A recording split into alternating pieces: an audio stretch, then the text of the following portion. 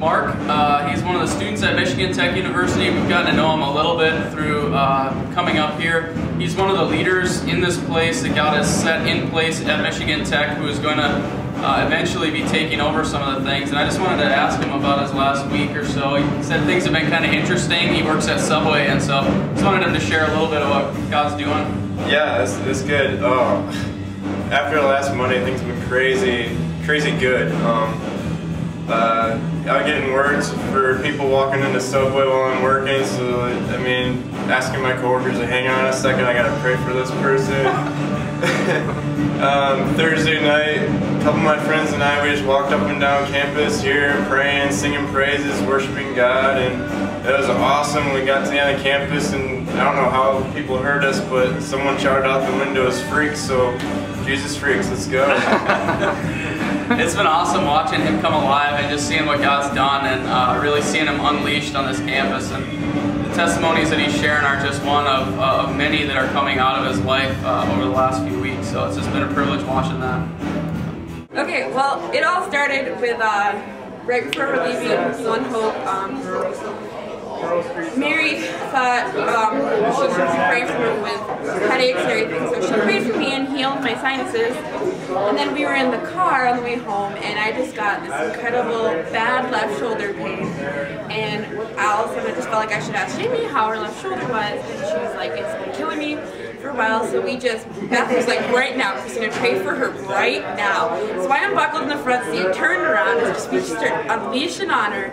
And we're like, "Well, how is it?" And she's like, "It's starting to feel okay." So we just kept praying, and all of a sudden she's like, "Whoa, it is all gone." And it was just amazing. And then we ended up parked outside a fraternity house in Haycock, and we just unleashed on them too. And we're like, you're gonna save them, God. And we have total faith that God's gonna save them. Like the day after I really got whacked and like introduced to all this stuff, I came to class and my professor had missed class because she had a really bad back problem. She didn't know what it was. She hadn't gone to the doctor yet.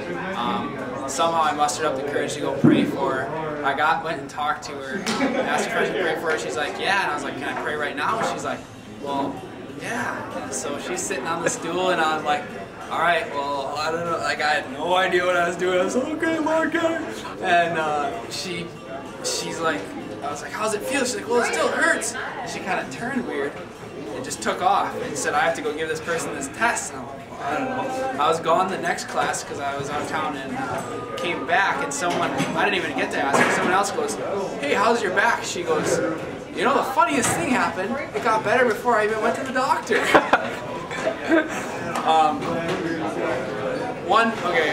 I was doing homework and I had to catch, I was going to catch a night service Sunday, and I was at this coffee shop, and God had kind of been speaking some stuff to me saying, you know, I'm going to reveal to you stuff about people that you don't even know. And I'm like, oh, well, that'll be cool the day it happens. I go to Subway. I get a meal at Subway. This girl just looks down, and I was like, well, how are you doing? You know, she's like, oh, I'm having a bad day, whatever. And God's like, and I didn't even say anything to her. I just like, oh, you know, well, I get my meal, walk out to my car, and God's like, tell her how much I love her.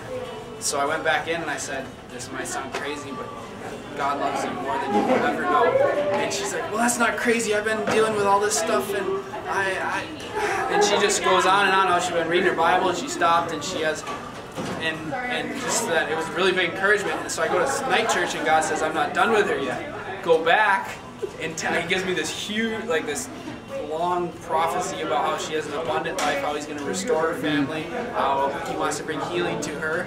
I go back, I start talking to her, I'm like, oh, God told me more for you. And this is between Subway customers, so someone's get their foot long, get through, then I jump in, and then someone else comes up. And long story short, she had a bad relationship with her mother. She has walked through things that she thought she was never worthy of God's love. She had a cyst on her shoulder and had broken her collarbone and had pain. But I prayed for her once. She said it was still hurting. I prayed for her again. We just talked about God's goodness. By the time I left, her pain was completely gone. I've kept in contact with her. She said, oh, well, it'll come back. It always comes back in the night. No pain whatsoever. I told her to start reading in Matthew. She said she had a Bible. By the next weekend, like 5 days later, she said, "Okay, I'm done with Matthew. What should I read?" And God's just been transforming her life. She's been able to get plugged in.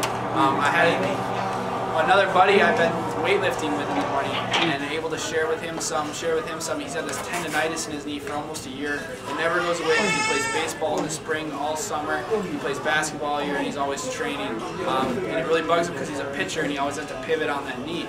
And so I've been, sharing God's goodness with him, just praying a lot before I go and lift, and just let God do the work.